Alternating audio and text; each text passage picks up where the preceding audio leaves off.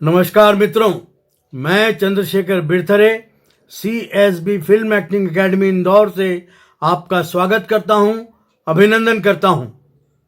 मित्रों, ये हमारा 34वां एपिसोड है जिसमें हम बात करने जा रहे हैं ली स्ट्रासबर्ग की अभिनय शैलियों के बारे में।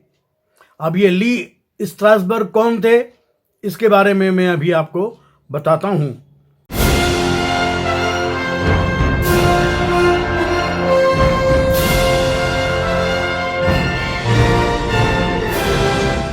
ली स्ट्रासबर्ग जन्म 17 नवंबर 1901, मृत्यु 17 फरवरी 1982। पॉलिश मूल के अमेरिकी अभिनेता, निर्देशक और थिएटर व्यवसायी थे। उन्होंने 1931 में निर्देशकों हेराल्ड क्लूरमैन और चेरिल क्रॉफर्ड के साथ ग्रुप थिएटर की स्थापना की, जिसे अमेरिका का पहला सच्चा नाट्य समूह कहा गया। 1951 में वे न्यूयॉर्क शहर में गैर लाभकारी यानी ऑनरेरी सर्विसेज अभिनेता स्टूडियो के निर्देशक बने, जिसे देश का सबसे प्रतिष्ठित अभिनय स्कूल माना जाता है। देश का मतलब अमेरिका का। और 1966 में लॉस एंजल्स में एक्टर्स स्टूडियो वेस्ट के निर्माण में शामिल रहे। Lee Strasberg theatre and film institute के संस्थापक थे। वे लगातार वर्ष 1925 से लेकर वर्ष 1982 तक अभिनय प्रशिक्षक, फिल्मों और नाटकों के निर्देशक के रूप में सक्रिय रहे। हालांकि अन्य उच्च सम्मानित शिक्षकों ने भी मेथड एक्टिंग के अलग अलग तरीके विकसित किए, परंतु ली स्ट्रासबर्ग को अमेरिका के लेखक मेल गूसो ने ली स्ट्रासबर्ग को अमेरिका में मेथड एक्टिंग का आविष्कारक मतलब जनक माना है।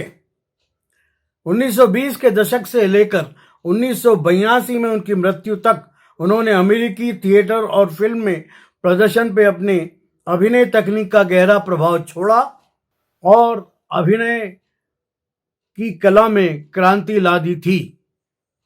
उनकी तकनीक कॉन्स्टेंटिन स्टेनिस्लवास्की द्वारा बनाई गई प्रणाली पर आधारित है, जहां अभिनेता अपनी भावनात्मक यादों का उपयोग करके यथार्थवादी प्रदर्शन के लिए प्रयास करते हैं। विधि अभिनय वह है जो सभी अभिनेताओं ने हमेशा किया है जब भी उन्होंने अच्छा अभिनय किया है। This is the definition given by Lee Strasberg. Method acting is the acting when a actor performed very best acting. Strasberg ने film studio Lee Strasberg theatre and film institute में अपने काम के माध्यम से Al Pacino, Dustin Hoffman, James Dean और Marilyn Monroe सहित कई ए-लिस्ट अभिनेताओं और अभिनेत्रियों को उनका अभिनय तरीका सिखाया। और कई अन्य शीर्ष कलाकार जिन्होंने स्ट्रासबर्ग के तहत अध्ययन नहीं किया, वे भी उनकी अभिनय शैली का उपयोग करते हैं, जैसे Angelina Jolie, Scarlett Johansson, Sylvester Stallone और जैक निकोलसन। जबकि मेथड एक्टिंग स्टेनिस्लवास्की की प्रणाली के समान है, स्ट्रासबर्ग ने इस विचार को एक कदम आगे बढ़ाया। स्ट्रासबर्ग की पद्धति में अभिनेताओं को भावनात्मक स्मृति से परे जाने और प्रतिस्थापन, सब्स्टिट्यूशन और रिप्लेसमेंट नामक एक तकनीक का उपयोग करने की आवश्यकता होती है, जो अस्थायी रूप से उनके द्वारा चित्रित किए जा रहे चरित्र बन जाते हैं। The whole background of the character you should learn, and then only you just adopt that character, try to adopt that character, go on pursuing your efforts. Then only you will find yourself a replacement of that particular character which you are playing. Method acting शास्त्रीय अभिनय शैलियों से भिन्न यथार्थवाद को प्राप्त करने पर केंद्रित है, जिसमें पारंपरिक रूप से अतिरंजित भावनाओं को जीवन से बहुत बड़ा दिखाया गया है। Lee Strasberg theatre and film institute की वेबसाइट के अनुसार मेथड एक्टर विधि अभिनेता अद्वितीय और मूल व्यवहार वाले पात्रों की कल्पना करने के लिए अपनी कल्पना, इंद्रियों और भावनाओं का उपयोग करते हैं। इस समय काल के मानवीय सत्य पर आधारित प्रदर्शन बनाते हैं। स्ट्रासबर्ग ने पहचान की कि उन्होंने स्टेनिस्लवास्की की प्रणाली की सीमाओं के रूप में क्या देखा। उस अभिनेता की भावनात्मक यादें उन पात्रों द्वारा अनुभव की गई परिस्थितियों को पूरी तरह से जोड़ने के लिए अपर्याप्त थीं, जिन्हें वे चित्रित कर रहे थे। एक मध्यम वर्गीय परिवार में पले बड़े और न्यूयॉर्क शहर में रहने वाले एक अभिनेता वास्तव में कैसे समझ सकता है कि एक ग्रामीण दक्षिणी शहर में गरीबी में रहने वाले चरित्र का जीवन कैसा था। मेथड एक्टिंग यह निर्देश देती है कि अभिनेताओं को अपने पात्रों की परिस्थितियों में जितना संभव हो सके खुद को डुबोकर भूमिका के लिए तैयार होना चाहिए। इसमें एक खेत में रहना, एक कारखाने में काम करना या अपने शरीर को बदलना शामिल हो सकता है। अब जैसे अभी एक फिल्म आई थी आमिर खान ने जिसको बनाई थी, उस फिल्म का नाम था दंगल।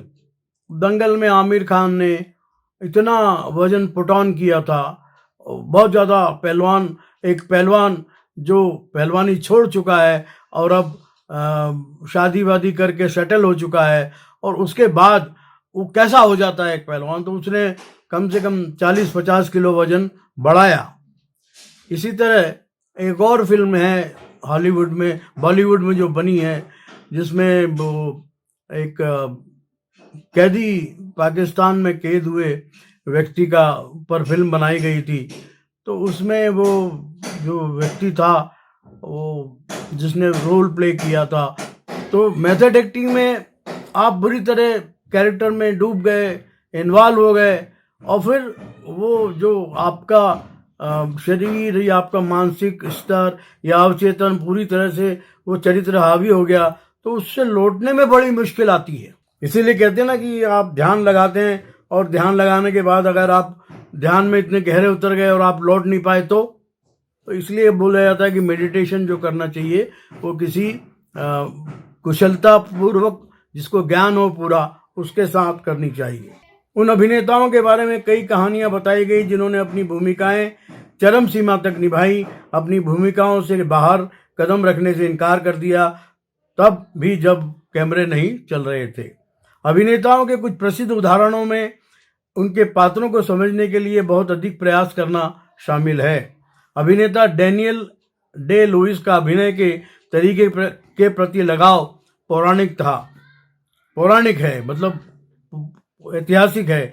एक फिल्म में my left foot Day Lewis ने सेरेब्रल पाल्सी के रोगी के लिए एक विकलांग कलाकार की भूमिका के लिए तैयार किए होने के लिए क्लिनिक में 8 सप्ताह बिताए।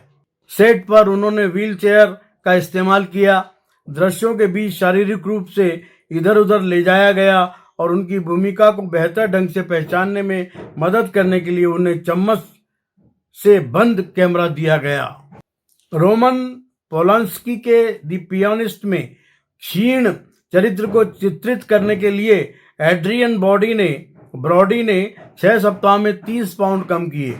अपने भूखे आहार के बारे में उन्होंने कहा, मैं इसे जाने बिना यह कार्य नहीं कर सकता था। मैंने नुकसान का अनुभव किया, मैंने अपने जीवन में दुख का अनुभव किया है, लेकिन मैं भूख के साथ आने वाली हताशा को नहीं जानता था।